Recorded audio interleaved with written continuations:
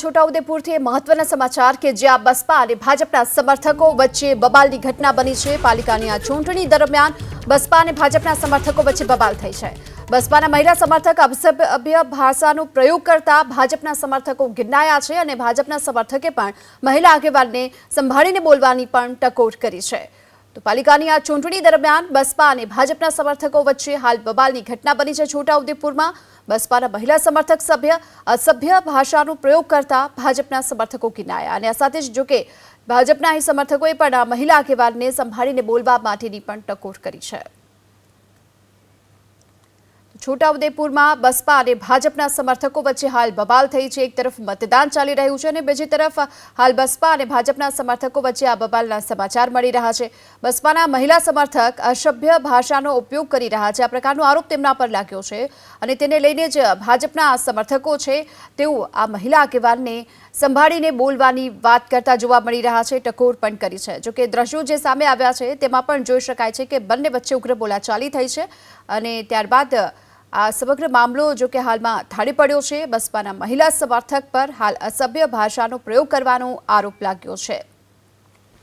છોટાઉદેપુરમાં નગરપાલિકાની આ ચૂંટણી દરમિયાન ભાજપ અને બસપાના જે સમર્થકો છે તેઓ આમને સામને આવી ગયા, કારણ કે અહીં કારણ હતું બસપાના મહિલા સમર્થક અસભ્ય ભાષાનો પ્રયોગ કરી રહ્યા છે, આરોપ લાગ્યો અને તેને લઈ બંને વચ્ચે ઉગ્ર બોલાચાલી પણ થઈ છે।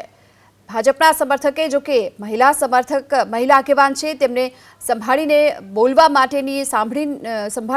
માટેની ટકોર પણ કરી છે। છોટાઉદેપુર કે જ્યાં બસપા અને ભાજપના સમર્થકો વચ્ચે હાલ બબાલની ઘટના બની છે, તો આ બંને સમર્થકો છે પોતાના ઉમેદવારના સમર્થનમાં અહીં પહોંચ્યા હતા અને આ દરમિયાન બસપા અને ભાજપના બંને સમર્થકો વચ્ચે બબાલ થઈ છે। વધુ વિગતો મેળવે સંવાદદાતા માજિદ ખાન પઠાણ આપણી સાથે જોડાઈ ચૂક્યા છે। માજિદ, શું ઘટના બની હતી? જી, છોટાઉદેપુર નગરપાલિકામાં જે આજે ચૂંટણી ચાલી રહી છે, મતદાનનો આજે દિવસ છે, ત્યારે તમામ જે રાજકીય પક્ષો છે, જે નેતાઓ છે તે પોતાનો તમામ જોર લગાવી રહ્યા છે કે તેમના મતદારો મતદાન મથક સુધી પહોંચે અને તેઓને રીઝવવાના પ્રયાસો પણ થઈ રહ્યા છે। તેને લઈને જે સમર્થકો છે તેમના ચકમક જારી છે અને જે રીતના વોર્ડ નંબર 2 માં બસપા અને ભાજપના સમર્થકોમાં જે વિડીયોમાં જોઈ શકાય છે કે આમને સામને આવી ગયા હતા અને તકરાર થઈ હતી અને બંને એકબીજા પર આક્ષેપો કર્યા હતા। આ જે રીતના છોટાઉદેપુર નગરપાલિકા આપણે અટકાવવા માંગીશું, આપણી સાથે ભાજપના નેતા ભૂપેન્દ્રભાઈ ધોબી જોડાઈ ચૂક્યા છે। ભૂપેન્દ્રભાઈ, શું ઘટના બની હતી?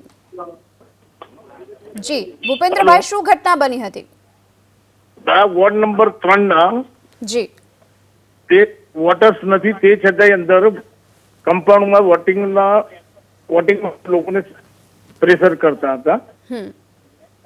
તો હું વોર્ડ નંબર 2 ના ઉમેદવાર વરસાદબેન ભૂપેન્દ્રભાઈ ધોબીના ચૂંટણી એજન્ટ તરીકે હું ફરજ બજાવતો હતો, એટલે મેં એમને બહાર નીકળવા માટેનું પોલીસ વાળાને કહ્યું, એટલે એ મારા ઉપર આક્ષેપ કરવા માંડ્યા કે તમે ભાજપ વાળા અમારા પર દાદાગીરી કરો છો સત્તાનો દુરુપયોગ કરીને। જી હેલો જી જી ભૂપેન્દ્રભાઈ, હેલો જી ભૂપેન્દ્રભાઈ, અમે સાંભળી રહ્યા છે। હા, એટલે એ મારા પર આક્ષેપ કર્યો કે ભાઈ તમે સત્તા પર છો સરકારમાં, તો તમારા ઉપર તમે પ્રેશર વધારો છો। મેં કીધું બેન, તમે તો અહીંના વોટર્સ પણ નથી ને કમ્પાઉન્ડમાં પેઠા હું એક એઝ એ ઉમેદવારના એજન્ટ તરીકે અંદર દાખલ થયો અને તમે અંદર ફરો છો એટલે હું પોલીસને જાણ કરી, એટલે એ પછી એક્સાઇટ થઈને મારા પર અનસેન્ટ બોલવા મળે।